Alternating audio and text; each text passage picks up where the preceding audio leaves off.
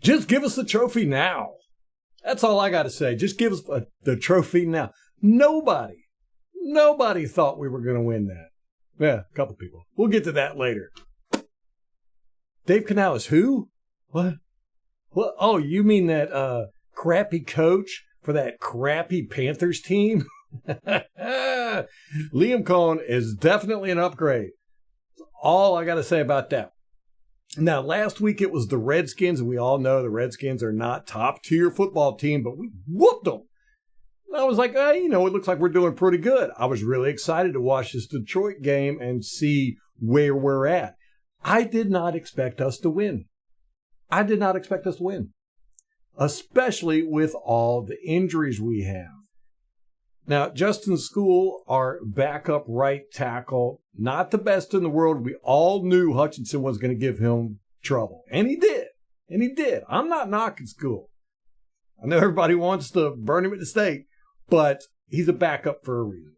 Okay? But let's think about these injuries, man. We had our right tackle was out. Our starting right tackle, Luke Goedeke. Our safety, Winfield Jr. was out. A defensive tackle, Kalijah Cansey, was out. He's the one I was most excited to see this year. Hasn't even played. Cornerback Josh Hayes, wide receiver Rakeem Jarrett, running back Chase Edmonds, defensive lineman Ernest Brown, cornerback Bryce Hall, offensive lineman Sua Opeta. What is going on with the Buccaneers? Is it the strength and conditioning? Is it being right next door to the hospital? Injuries are always on their mind that we're sponsored by a hospital? I don't know. And then Vita Vea gets injured. He's going to be out for a while. Right now, it appears that it's just an MCL sprain, so it's not season ending. It could be a week, 2 weeks. We don't know. But Vita Vea got injured in this game, which is a horrible blow to the Buccaneers. I hope he's okay. I hope all these guys are okay and they come back strong. We make a push at the end. But we got to deal with these injuries issues. We've had injury issues with the Buccaneers for a long time.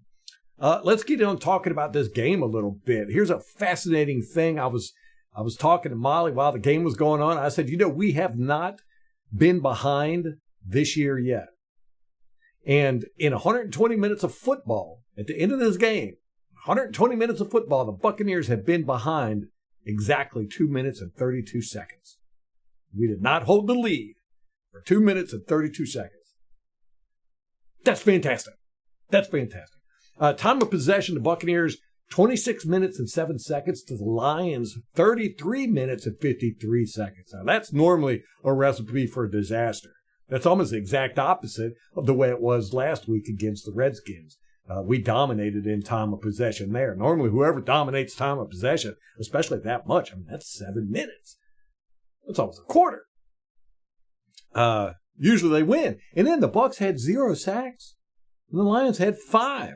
4.5 of them coming from Hutchinson. So you got to give credit to the Buccaneers. You've got to do it. I don't care how much you dislike them. You've got to do it.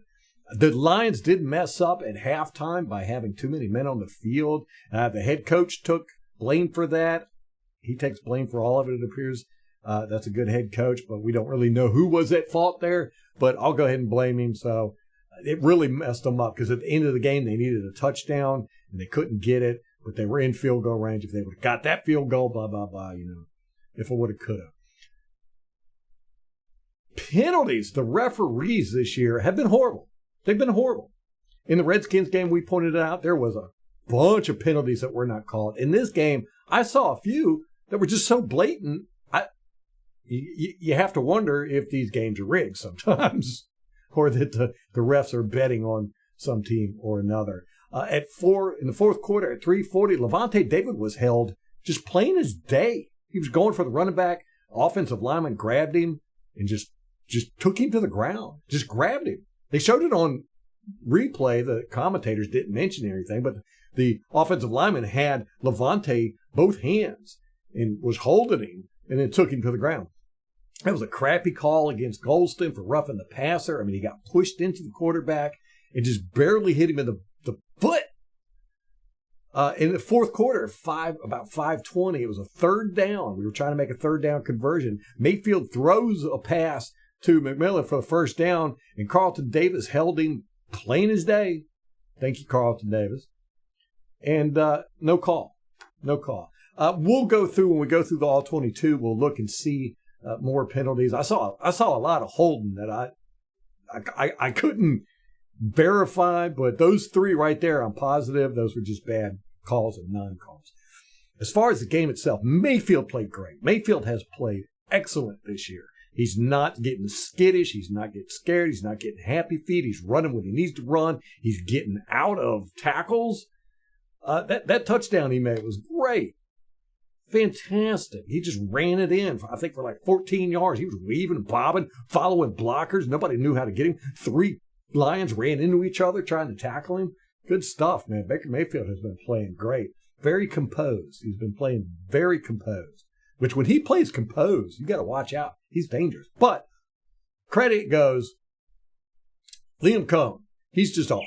He's a complete upgrade to that crappy Panthers head coach.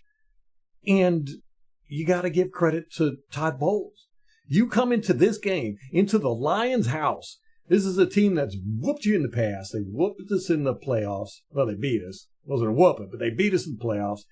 And you go in there basically crippled. You're hobbled. You have so many injuries that you're patching together a football team. And to play that well, I think the Bulls' defense did such a great job holding the Lions there at the end. That was just fantastic. I didn't think it was going to happen. We just got too many injuries.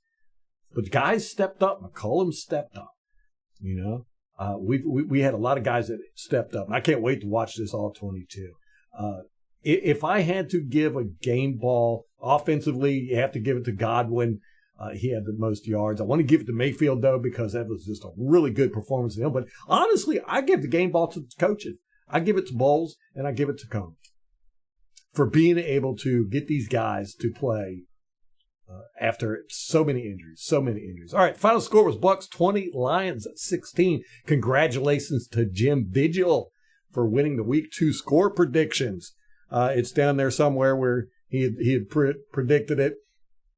Him and somebody else were the only ones that picked the Buccaneers. Everybody else picked the Lions, including myself. I thought we were going to get stomped. But that was a fantastic game. I'm very happy with the outcome.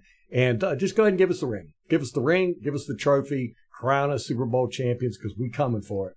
We coming for it. All right, till next time, go Bucs.